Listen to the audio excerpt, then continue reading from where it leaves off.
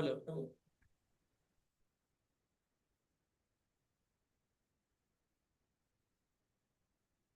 Hello.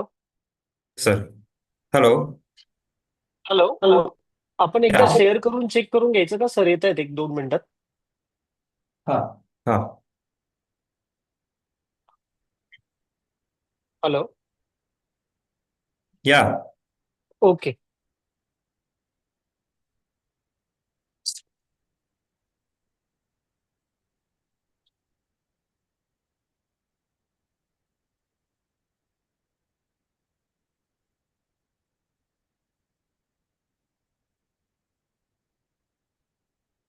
हो गया sir. आपको दिखाई दे रही है स्लाइड्स? नहीं, खाली नीचे का बार ही दिख रहा है, स्लाइड्स नहीं दिख रही। नहीं दिख रही है ना? ओके, एक ही मिनट। सही प्रॉब्लम आ रहा है।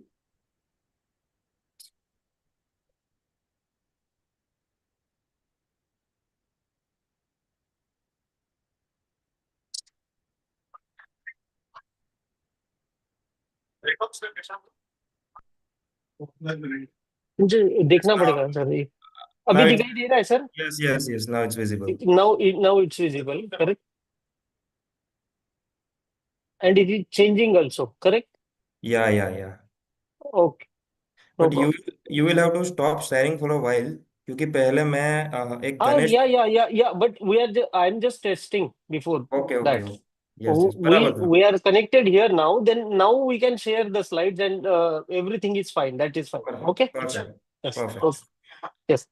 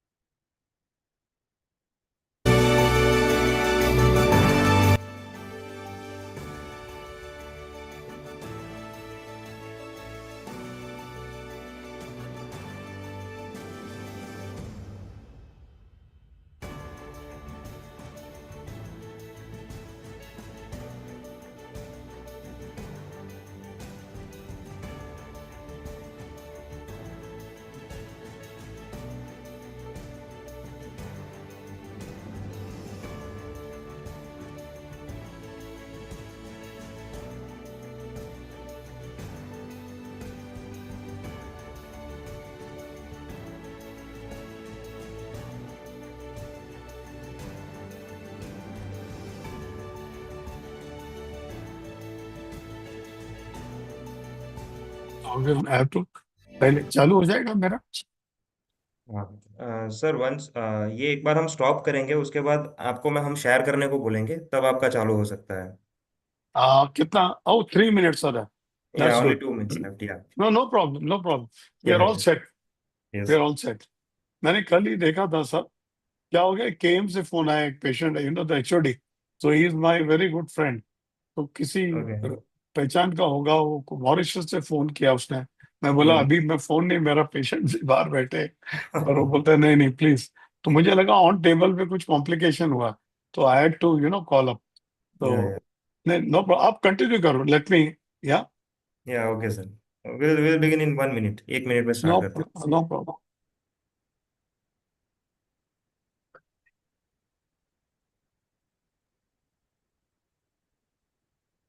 डाल लो ग्रुप में।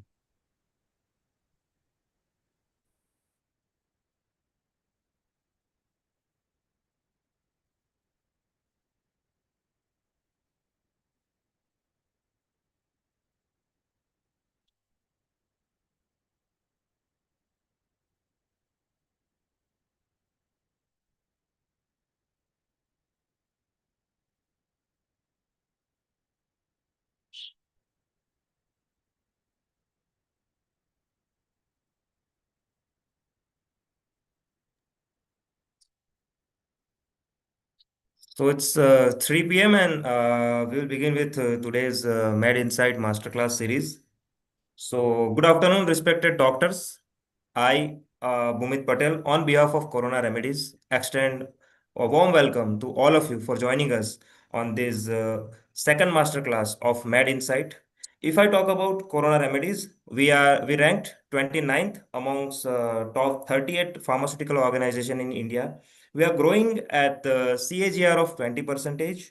We have more than 67 diversified portfolio of brands, and we are the home for 4,500 employees.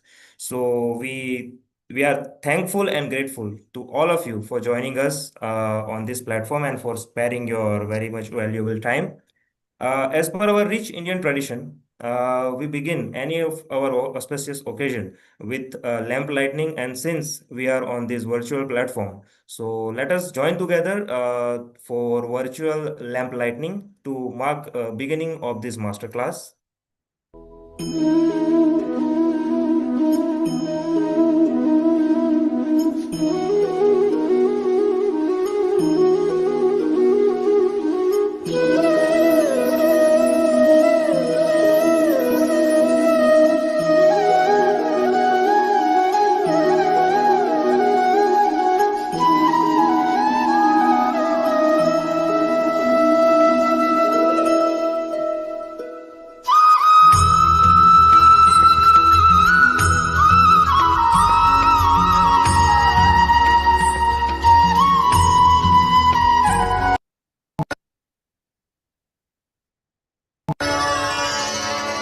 वक्रतुण्डमहाकाय सूर्यकोटि समप्रभ निर्विघ्नं कुरु मे देव सर्वकार्येषु सर्वदा. So now it's my honor to introduce the speaker of today's masterclass, someone who needs really no introduction in the field of cardiology, Dr. Vinod Vijan sir. So I'll request my colleague, Dr. Vishal, to give a small brief about Dr. Vinod Vijan sir. So, good afternoon, everyone, and thank you, Bhumit bhai, for the warm introduction. It gives me immense pleasure to welcome you all for this digital masterclass series. On behalf of the entire Corona Remedies team, I extend a very warm welcome to the speaker for the today's session, Dr. Vinod Vijan, and to all the respected doctors who have taken time from the busy schedules to join us for this important session. It is indeed an honor to introduce our today's speaker, Dr. Vinod Vijan, one of the leading cardiologists in this field. So he is a senior most first super specialist in cardiology in North Maharashtra. He was formerly visiting consultant at Mumbai, Pune, Shirdi, Nashik, and most private hospitals and cath labs. He was past president at APN, and he has contributed to the various journals and the textbooks and the research papers. He was organizing chairman at Eco India in 2023 to 2024. He was organizing chairman at LabCon Pune.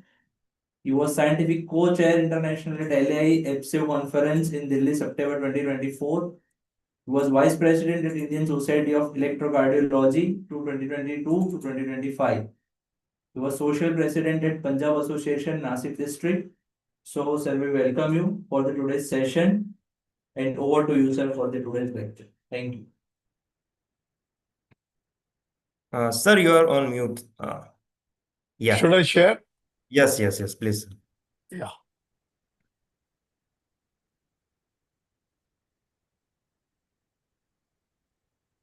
Can you see me? Yes, sir. It's visible. And okay, yeah. Okay. A very good afternoon to all of you, friends. I'm Dr. Vinod Vijan, and thank you very much for the cordial, warm introduction. And I would wish to thank Corona Remedies for giving me the opportunity to meet again so many friends. But this is a digital world. I wish I could have seen them physically, but whatever it is that we should meet academically, that is what COVID has taught us. and it saves a lot of time that, being in your own place and you being in your own place, we can interact with each other. So without wasting much time, I shall be talking on a very important topic of medical therapy for heart failure. And now, what's that? Okay. So now, heart failure, it's an epidemic. You'll see the picture, 1 in 5 will develop among us also, all those who are attending, unfortunately, will develop heart failure in our lifetime. The increasing prevalence with aging population affecting 63 million people worldwide, and the increasing hospitalization is posing a burden on our healthcare system, on the patients and the society, especially in India, where many of the expenses have to be borne out of pocket. And and once you are elderly, and if you are elderly and you are not able to work, even if you're young, you become a liability and you are looked down. That's an unfortunate aspect. The estimated expenditure for heart failure is 70 billion projected by 2030. And the major risk factors, again, which are common to us, these are the references below, is again coronary artery disease, hypertension, and diabetes mellitus. So just like this complex, you see those crisscrossing of the landscape of heart failure, it's very complex. Like you see this junction, hospitalizations are very frequent, costs are high, and patients are becoming more and more challenging. Earlier they used to die, now they are being made alive because of wonderful guys like you who are knowing newer concepts. You are making them live longer, and it's a team effort. And what is important is, most important, one keyword is the timing and the referral pattern. This picture, which you see very often in metros, that is how the future of India is going to be.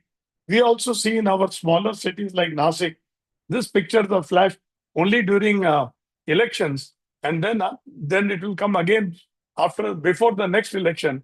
In between, nothing is going to happen. So jokes apart, hospitalization is a marker of risk. The median survival of patients in heart failure after each hospitalization, if you see the survival in years, after your patient is hospitalized for the first time, the survival is little less than 2.5 years. But if he comes for the second hospitalization, then the survival is between 1 to 1.5 years. And as the third and fourth hospitalization occurs, it will be around little over 1 year, and then between half to quarter year. So, but not only this is a beautiful slide. It could have been modified that after the initial worsening, the subsequent events will become longer. So these bars should have been little more broader, and they are separated by shorter intervals. So they should have been closer rather than being equally spaced to make it look good. So that would have implied that as you keep on coming for third and fourth, your chances of being alive becomes less and less with the same or even better type of therapy, but at the cost of longer hospitalization, more economic burden, and then you keep coming more frequently until the person dies. So there are the various European and US guidelines, and which are harmonized with respect to heart failure. And we know that very well. Heart failure with reduced ejection fraction, 40%, more than 50% is a preserved ejection fraction. And then there is a portion which comes between 41 to 49, we call it as a mid-range. But believe me, friends, what is important is this value in which you're going to categorize, because all your therapies, all your clinical trials are based on this important figure. But people will say, how do you arrive at this figure? Because this is often by echocardiography, ejection fraction. Of course, you can do an MRI, you can do a PET, but not possible in the general population for routine and repeated screening. And then to do an ejection fraction accurately. So nowadays, even with 2D, there are fallacies, and often you may not get a very good window if the patient is obese. So we often, in our places, like we use 4D or 3D live to arrive at an ejection fraction. But let me tell you something beyond the slide, that even the ejection fraction is not just the gold standard, it is being replaced by longitudinal strain. And of course, we need not go into radial and torsion strain, but let us say that even ejection fraction currently, because this is the most easily reproducible, but should be done very well. And if you are using 3D with high-end machines like we do, and then the accuracy becomes very high. So the universal uh, definition is a syndrome which requires an evidence that there is pulmonary or systemic congestion. What do you mean by pulmonary congestion? Not only clinically, but when you see that there are creps, there are rhonchi, you find on the X-ray, there are the scurvy lines. Even on ultrasound of the lung, you can pick up if you find the IVC is dilated, and very important, the patient has tricuspid incompetence or has got pulmonary hypertension and systemic congestion. So that is how also you can pick up again by poor ejection fraction. So based on which the classification and trajectory of ejection fraction and symptoms. So when you see what is the journey, normally there is a heart patient for many years, which is variable. When they come to you, we shall talk separately of problems specific to India. And but this is the general for the whole world. So you will not naturally first have heart failure, and then initially you may pick up a patient when he comes first time to the hospital or on the OPD. So you find that the patient again has got baseline heart failure risk. That is, the patient has got blood pressure, he has got obesity, he has got diabetes, he has got dyslipidemia, and you know that this person does not have heart failure. He says, "Mujhe kuch nahi hota." And then if you, after you have diagnosed heart failure, now this period is usually 3 to 6 months, and then they start getting treatment. And once you patient is diagnosed as heart failure, you see that there is an improvement. There's a the graph dips down because you have initiated and titrated a guideline-directed medical therapy. Maybe you may then go on to put a ICD, or you may put a cardiac resynchronization therapy, which we do. And then this is called as a residual. That means he has now come to you with heart failure. You have treated and you're worried whether he should come or no. And then comes a period which is variable when they come with worsening, and then of course the advance in spite of all therapy.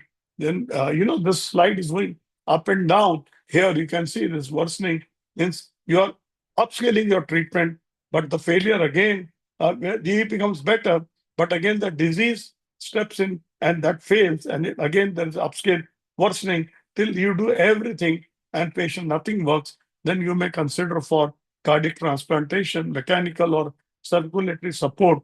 Easy to say, but in our country really not possible. And even if you do all these are only a bridge for cardiac transplantation. Fortunately, cardiac transplantation is already becoming established, although just not as popular as the renal or liver transplant. But in time to come, it is definitely now. There are patients we have seen, we have referred, and they are doing well. And there is a great thing we look forward. But till that period of time, because here no living donor can give his heart. It has to be from a patient whose heart is good, but he's brain dead. So there are a lot of issues. And today people may donate the eyes after they have died, or kidney just immediately. But the liver or kidney even in the live donor, but heart no, there cannot be a live donor. So this is how, where do we fit? If you see the slide, we put in a box inside that where do you are going to work here. First is your job is when you come here, you see the first star. These are the ideal moments to optimize when there is a residual risk. First, when he has come to you, you have diagnosed heart failure and you have started treatment, and you see his condition improves. And then later on, when you find that things are again going haywire, and then you upscale your treatment, he becomes better, then he becomes again worse, so on. So this is the time where you have to really act to your best. Of course, you have to act everywhere, but where your real skills are dependent. These are all known to all of your physicians, where with NYHA class 1 to class 4, I need not, because we have got a good time to cover and there should be time for discussions. But the ACC-AJ stages of heart failure, say the definitions are stage A, B, C, D, that there is a high risk for heart failure, but there is no structural heart disease or symptoms. So that means the patient has history of diabetes, hypertension, dyslipidemia, obesity. He has got risk factors which has been mentioned like hypertension, but everything is normal. Your echo is normal. Now, stage B comes when you found some structural heart disease, but there may not be any signs or symptoms. For example, if we do an echo and we say that there is a diastolic dysfunction, or when we do a tissue Doppler, E by E prime, which is more than 14, which is suggestive of increased filling pressure. Don't write that as a heart failure unless the LA volume is increased or there's the LV hypertrophy. And then comes stage 3, where there's a structural heart disease with prior or current symptoms of heart failure. This is where these are the most common form. It is already established. And then the refractory, which I showed you, is the advanced or end stage. And you know the Canadian classification, which is taught to us right from our second MBBS, NYHA class 1 to class 4, in which the symptoms of fatigue, palpitation, chest pain, dyspnea, and syncope are there at initially nothing, class 1, mild, moderate, and severe. So this is the slide. Looks a little crowded, but this is ASCVD, means atherosclerotic cardiovascular disease, which all of you do know that there is something written in verticals. So if you turn your neck to the left side, the one in blue you can read, this is a myocardial infarction of ischemic stroke. So what happens is, initially when you come and see a patient, when we talk of primary prevention, and in which the risk is less than 1%, it keeps on increasing to 3 to 4 when you know that is a family history. So then you know the mother and father have got a problem, or the patient has got hypertension, diabetes, but he has not got heart failure. And then you have to act at that time. In fact, the slides of future should be modified to primordial prevention. That means this is the time where even the person has been conceived. This is Eugene Grunwald's very famous article on primordial prevention of ASCVD, which we can discuss. And then there are multiple risk conditions. The risk keeps on increasing. So this is, please turn your neck to the left side. And this is how you see the low risk, intermediate, high, and very high risk. And now you turn your neck to the right side and you read the cardiovascular death or hospitalization. There'll be further boxes inside, which will again tell you whether they are stable, they are worsening, and and heart failure once it becomes the advanced heart failure. So initially, when you are in a atherosclerotic at the early stages, you are you become at the extreme risk, very high risk, and then you go to heart failure. So this arrow will tell you the first portion which you have discovered, but where you're going to really target is the primary or secondary prevention. Then as it becomes worse, as I've told you, your patient's chances of myocardial infarction or ischemic stroke becomes 7%. That becomes a very high risk. And then when you are seeing on the right-hand side, so we talk of a stable patient, when you see in the outpatient department, as I mentioned in the earlier slide, and your NYHA is also class 2, he's not been hospitalized, and then it becomes worse, with same thing. I mean, the slide is mentioning where the risk becomes very high, 40%, and then it becomes very severe. So the mortality among patients diagnosed with heart failure is very high. So you see that even if you see the 1 year survival, which is in the blue, so this is the survival. That means if it is 80%, and over the years from 2000 to 2015, where the study has been done, the survival has improved a little bit.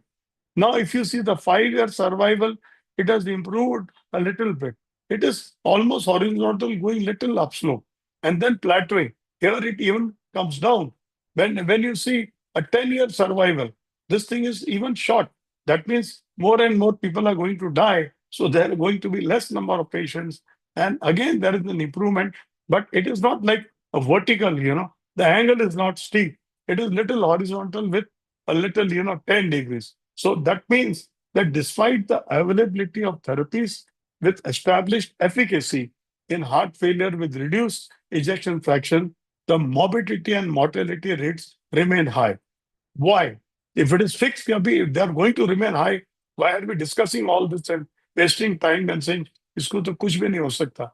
There is a reason, because we have failed somewhere, and that is the purpose of a talk.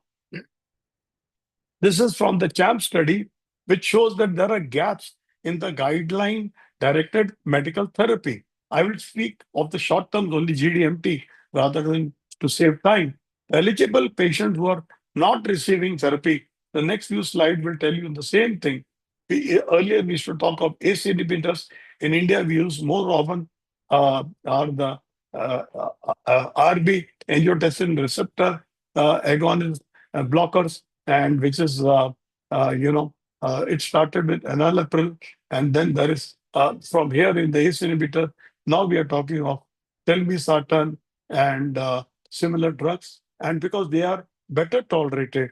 And yet, Army has taken the recent therapy because many people, only those who cannot afford, they are in ARVs, but otherwise, Army is better than both of these. And 27% of people who are eligible, who should be receiving these drugs, are not even receiving these drugs.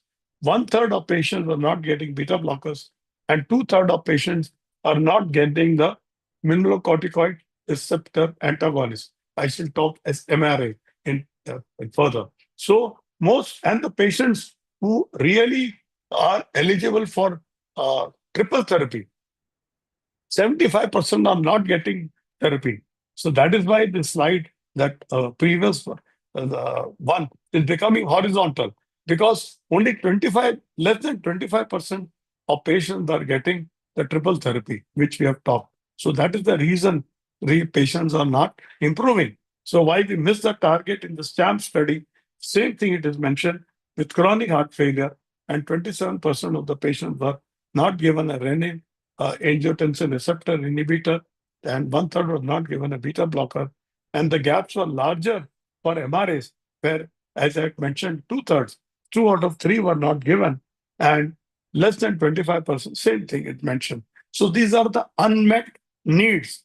The residual risk develops with the premature discontinuation.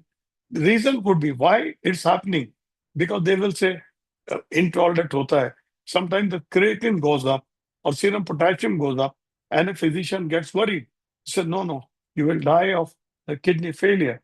But now we often understand, even the very senior nephrologists say that the patient comes to them whenever they start, for example, ARVs, and or even they start ARNI, and the creatine goes up. They say, "Doctor, you have started treatment and my kidneys are failing." And even they go into defensive and they say, "Okay, stop it." When we know that it is protective, in fact, creatine has to go up to 33%, deterioration is accepted. But if it goes beyond, then you have to stop. So we should know the limits. It doesn't mean that if it goes up, that means the glomerular hypertension is becoming less, which is a good sign. But now we have to keep on repeating in such talks and seminars.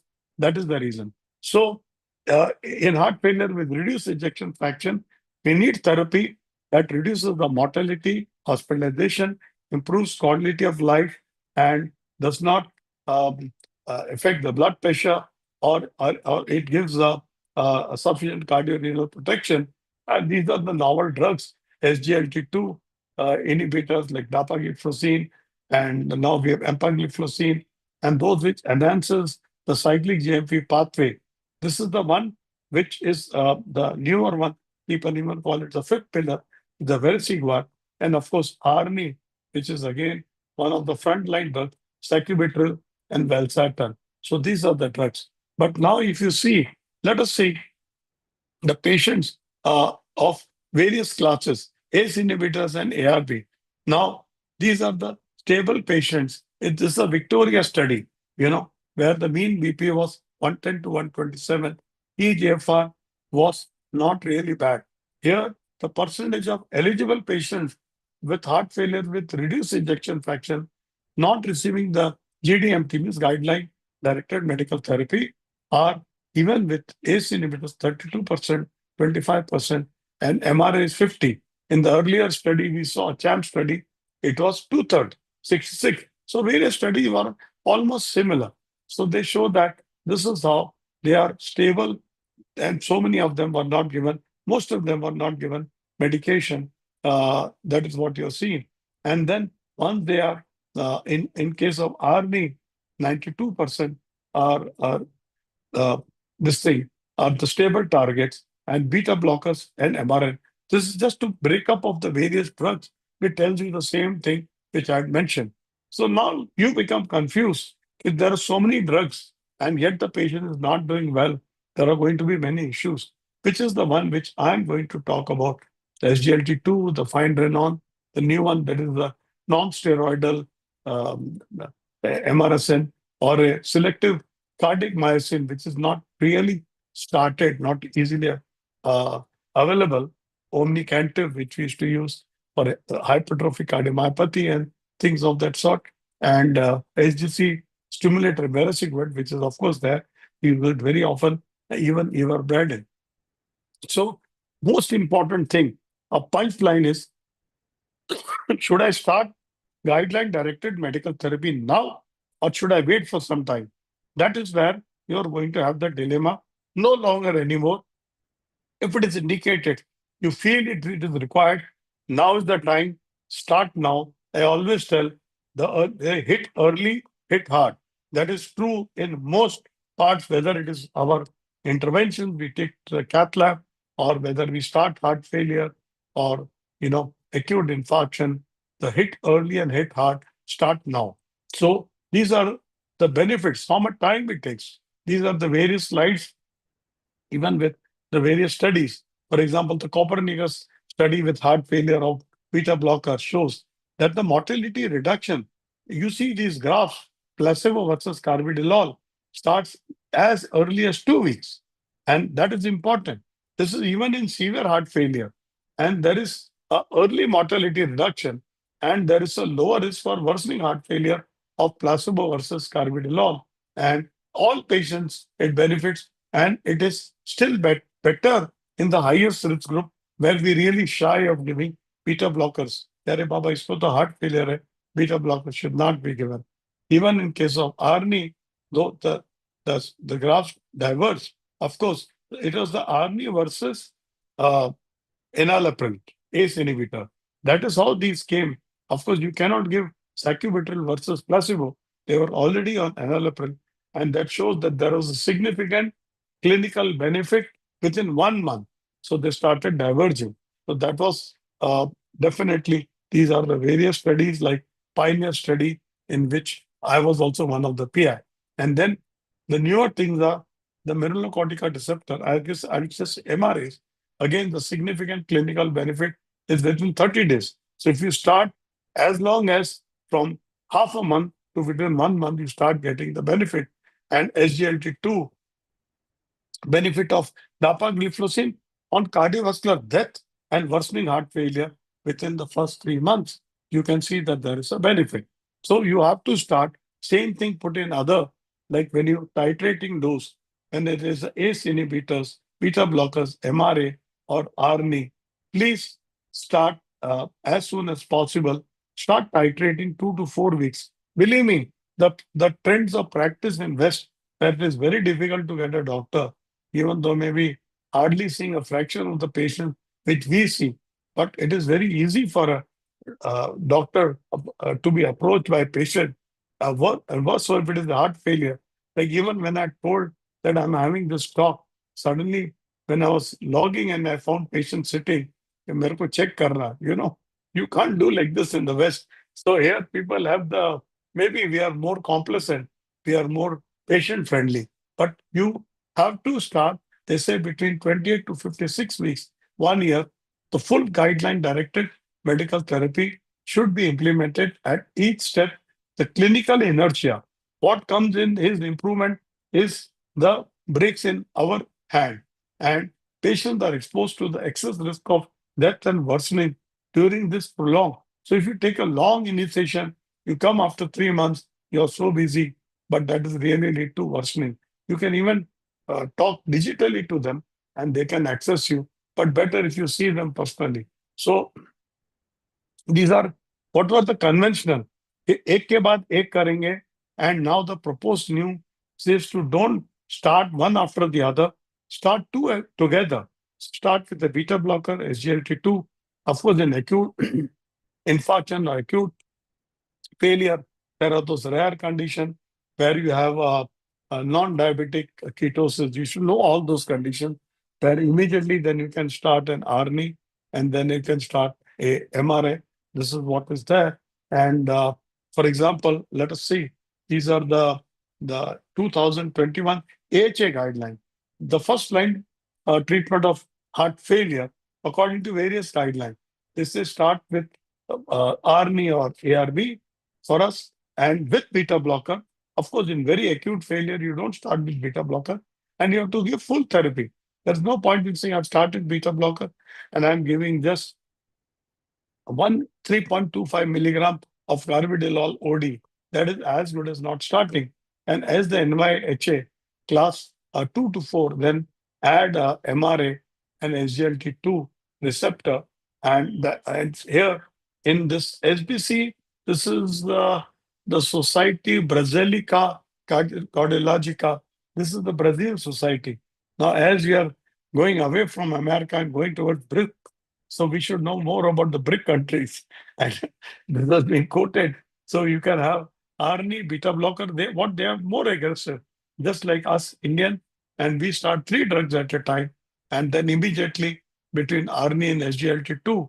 And the European Society, they have written all these 4 that they have a preference for RNA, naturally, because they can afford their economy better. And even in the Brazilian, RNA has replaced ACE inhibitors, is a class 1A indication in symptomatic, and to start therapy is class 2A. And diuretics, of course, in all these can be added.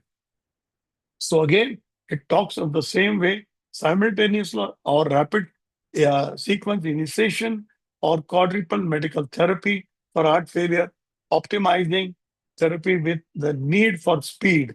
And you have to initiate the low dose initially, day 1, as early within, RNA, of course, you have to take care of the blood pressure. You may continue and then titrate. We always start, sometimes go to 50 milligram BID, but if the blood pressure is high, you can start with 100 milligram BID. But I've even seen many of we used to talk about this when the drug was introduced a couple of years ago, that even 50 milligram OD and then wait and then make it BID and never be worried about the number you're seeing on the blood pressure. People say, "Are 100 ho gaya, I have stopped or I have not gone up." Today, the number is not important. If the patient has symptomatic hypotension, then only you need to be worried. But if the patient says that my BP systolic is 100, of course, with a good calibrated machine, and he's not symptomatic, it's good enough for him. Believe me. So when we are taught in our second MBBS, the systolic blood pressure that time was 100 to 140, but even 100 is also normal.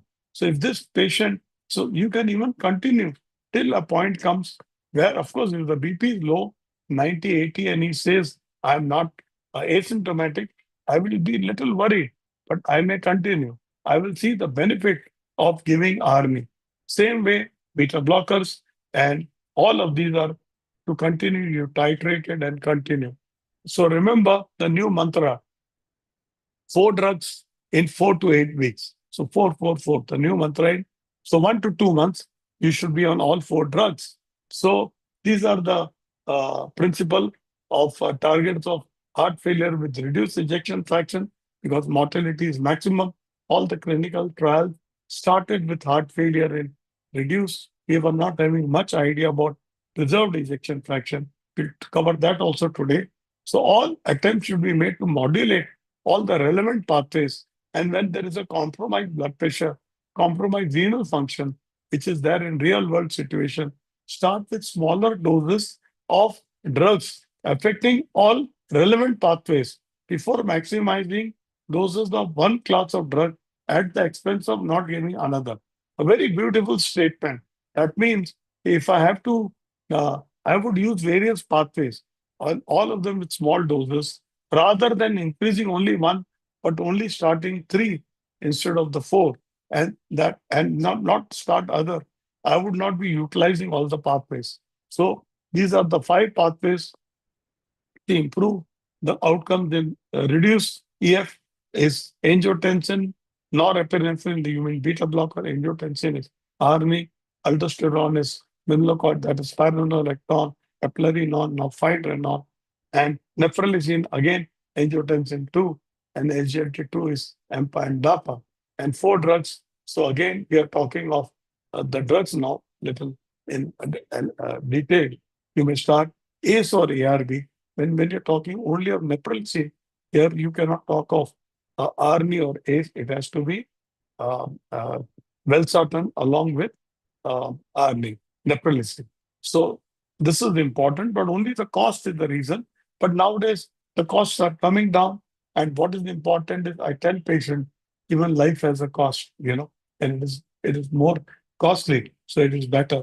And then there are other things. Ivabradine is there, and sometimes we even use digoxin. Many of my friends in US say you should not be using digoxin. It is in the museum.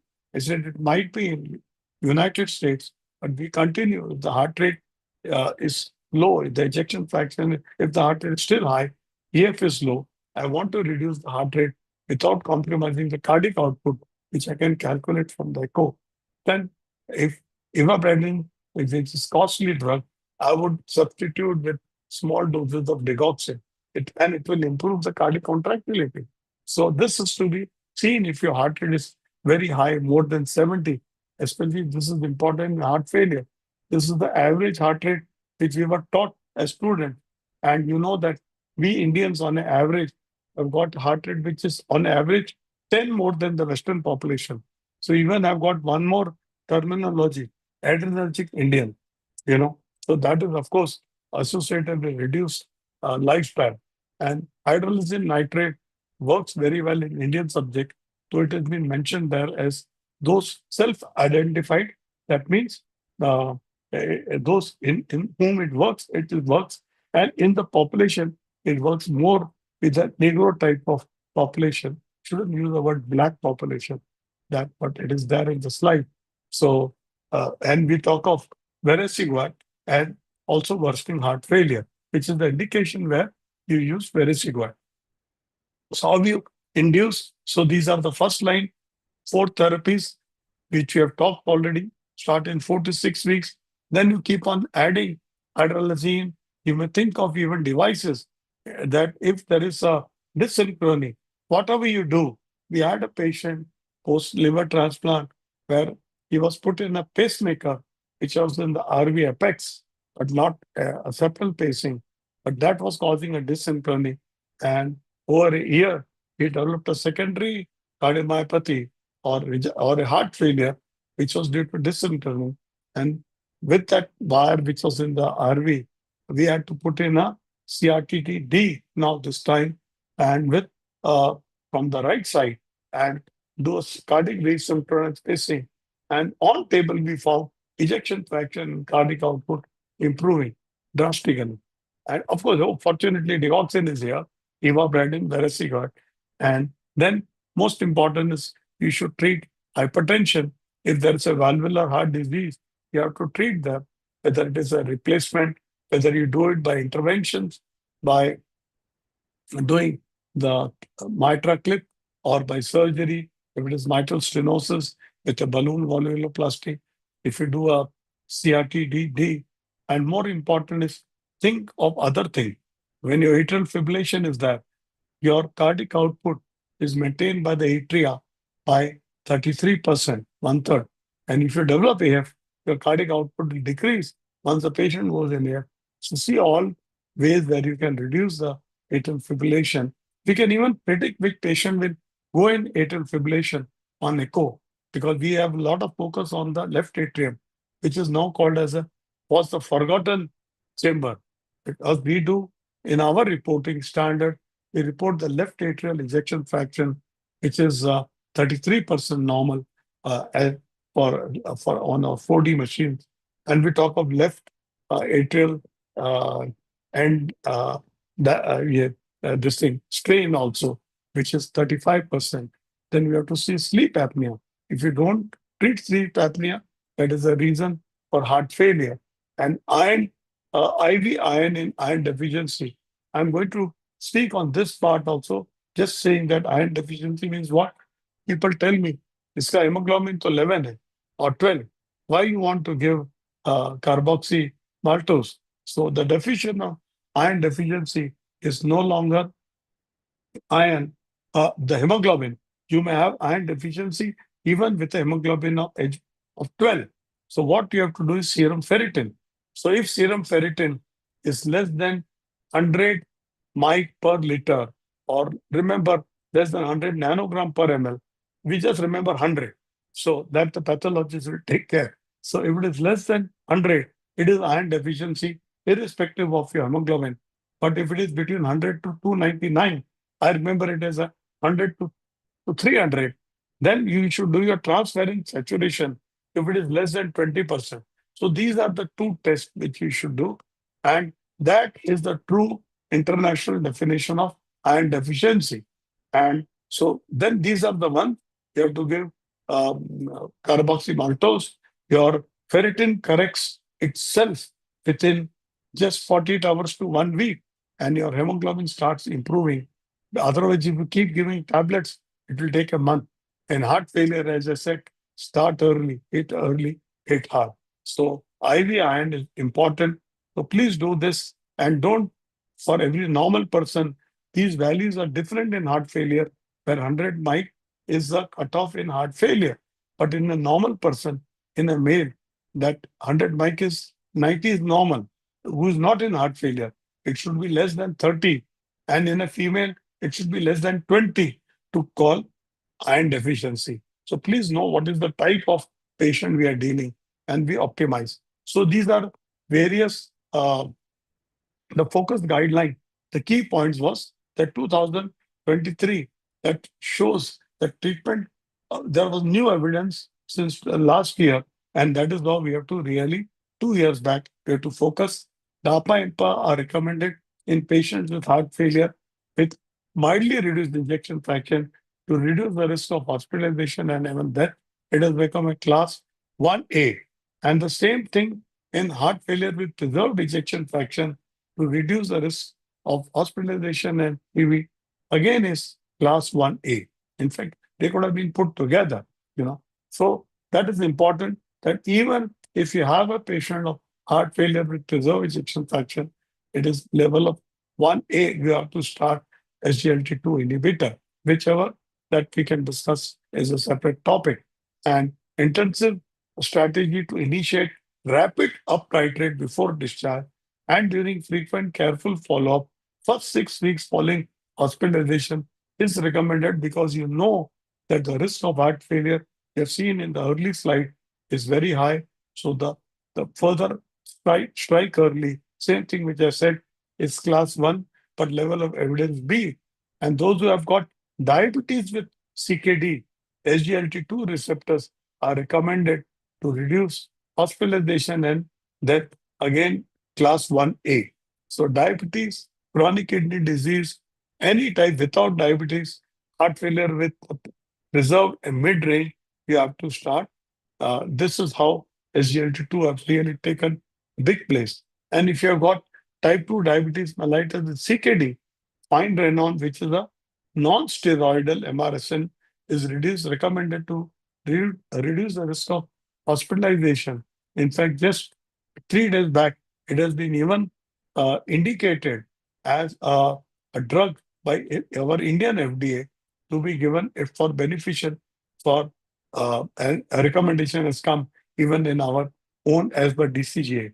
So IV iron I've already mentioned, and this we considered in symptomatic patients, which is level 2A, level of evidence A. And class 1A is that when there's a reduced ejection fraction with iron deficiency, you have to give. So again, the whole thing, hypertension, the combination, you're all expert. You start with ARNI, ACE, beta blocker, then MRA and SGLT2. If there is hypotension, then you give a selective beta blocker. You will never give propranolol or you'll never give atenolol. You may give carvedilol and avoid beta blockers. It's intrinsic sympathomimetic activity. We don't give anymore. And then you start SGLT2. But when there is hypotension, you will avoid RNA, of course. And then if there is a congestion, diuretics are there, and then RNA, SGLT2, MRA, and beta blockers in acute, we don't start. Unless there is tachycardia, then you start with very low dose. So everything you have to, and kidney dysfunction, always start unless there is a urinary infection, SGLT2, and start very early. So be very careful when there is diabetes and kidney failure. And you have to use MRA with caution because there is hyperkalemia. But again, with fine renown, that this will become a little more easy. Of course, cost always remains a concern. But then, as I say, life is also not cheap. So hyperkalemia, you avoid MRA, but you can use fine renown if your serum potassium is up to 5. And if it is up to 5, you can start with 10 milligram. And then only if it is more than 5.5, you have to stop. So the guidelines are changing, You don't have to be just worried about hyperkalemia. Diabetes, again, SGLT2, and then the other drugs. And if there is tachycardia, if there is no acute failure, start with beta blockers. So next big hurdle. So many things. Let us see how we have come all this way. It's an increasing epidemic, significant mortality, morbidity. There has been lack of appropriate medical therapy, lack of understanding pathophysiology, and multiple pathophysiology with a common phenotype. So we have made remarkable advances in our armamentarium for the treatment of heart failure with reduced ejection fraction, but treatment prognosis with preserved ejection fraction is limited.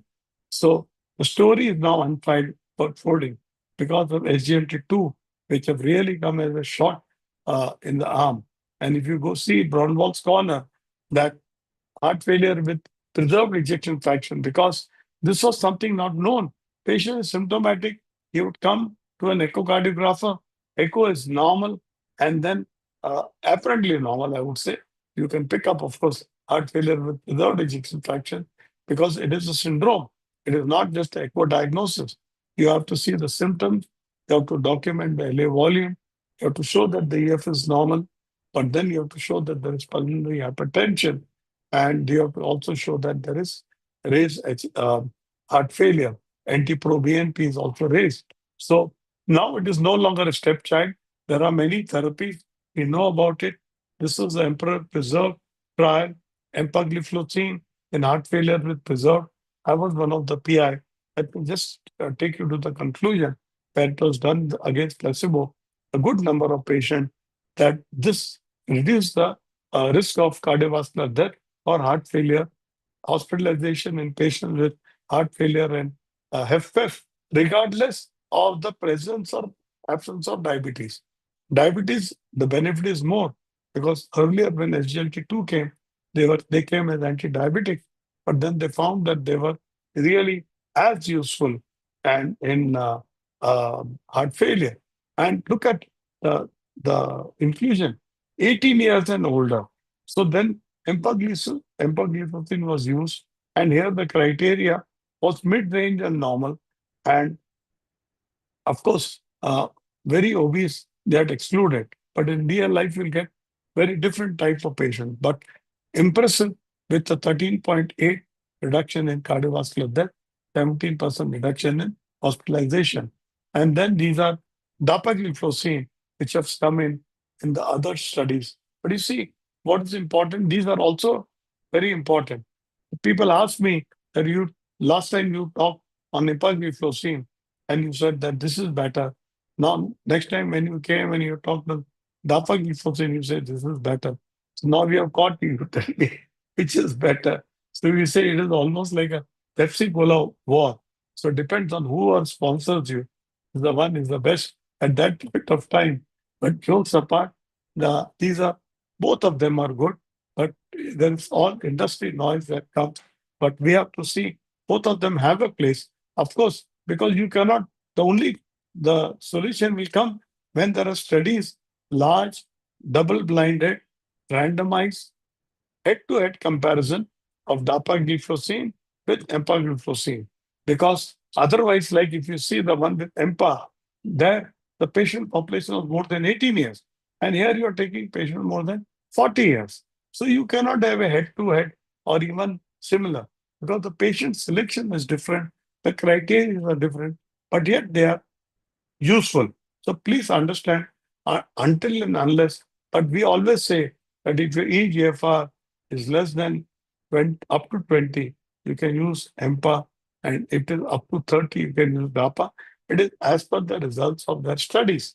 And till a head-to-head trial comes, you can use either one of them depending on the convenience of what you have found your convenient, useful with. So that is why now Eugene Braunwald is called SGLT2 inhibitors are statins of the first century. So these can be the statins? This was the question which was asked, and whether diabetic kidney or the heart failure HEP-REF and HEP-PEF. So again, the pathways are there. It can be used. So the pillars which are there for guideline in HEP-PEF risk and enriched population are SGLT2, thiazide as and when required, and ACE inhibitors or ARBs and MRAs. They are again useful drugs. Now, regarding ARNI, see, even ARNI, otherwise, if you go to see, contains valsartan, which is the ARB. It is the other component. But if you nowadays, there are even studies which are talking about ARNI hypertension. Of course, it is going to work because it contains valsartan, which is the a sartan which you use for hypertension. So this GDMT works for HFF2. All these four types of drugs. I'm going towards the conclusion of talk. We should have time for our discussion too. What are the suggested management algorithm for HFpEF is guideline. So exercise, of course, lifestyle medication, we always forget, but that is the first thing. But here the patient is really symptomatic, and but many times hospitalization. First, you have to treat the acute emergency, and once he is discharged, then you have to see the teamwork. There you have to talk of diet, exercise, and weight reduction, and then SGLT2 in most of the eligible patients, and then ARNI. If the EF is 50 to 60%, and MRA again in select patients of 50 to 60%, diuretics in all. So 50 to 60%, these are the drugs. But if it is more than 60%, if it is a heart failure with a reserved ejection fraction, but EF is normal, more than 60. But this probably you can add if the symptoms are yet there, if it NT-proBNP remains high after a long time. But this is going to be constant, and diuretics as and well needed. So these things are here up to 60, beyond 65, only SGLT2. So who gets what in HFpEF? These are the consensus statement. Almost same thing which is saying, especially the main focus is on SGLT2. But those with fluid retention, then you have to give two diuretic therapies. And in men with EF, which is less than 60%, and for women, it is different. All women here that 50 less than 60 and more than 60 does not apply. You should add a MRA. And again, women, all EF, but men who are worse between 55 to 60%. So calculating the EF becomes really very important. You have to add RD. So RE and MRA in women, along with with the SGLT2 receptor, should be given.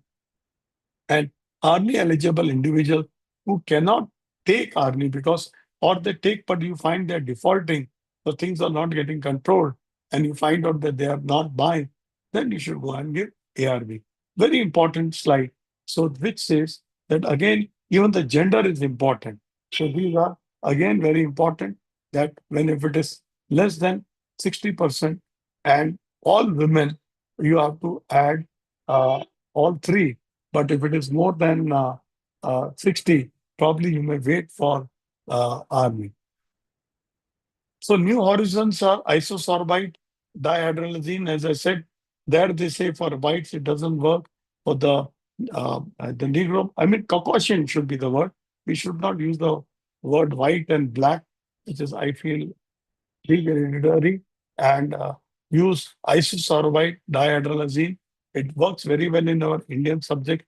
When we were residents about, let's say, 40, 50 years back, we used to use it very often. And Ivabradine is a good drug. It's a little costly. We use vericiguat, and omnicantiv is something which is coming on the model. Vericiguat is a drug which is a restorative drug. It works on the cyclic AMP, and it does not inhibit certain uh, heightened pathways, but it enhances. So this is the drug which I believe, though it is the fifth pillar, but I give it more often because it is helping an endothelial dysfunction, and it has got a dual mode of action. I need not go into the pathways, but most important, it is anti-inflammatory, reduces fibrosis, remodeling, improves the renal function, and it has got a preclinical effect. And instead of targeting exactly what I said, the compensatory mechanism in heart failure, it restores an impaired pathway. Whereas others are, for example, sympathetic activity is heightened. Beta blocker is going to reduce it. Same thing is RAS inhibitors. ACE pathways are heightened, inhibitors will reduce. But vericiguat is something which enhances. Same way also is ARNI. It is a neprilysin inhibitor. So this is how the mechanisms are sort of different. So friend, finally probably coming to omni captive. This is yet to come in the Indian market in a big way, but the function is very interesting. It increases the duration of systolic. So effective cardiac output should increase, increases the stroke volume. There is no increase in the myocyte calcium, which you are worried. There is no change in dP by dt, because if your dP by dt increases, then your oxygen consumption will also increase.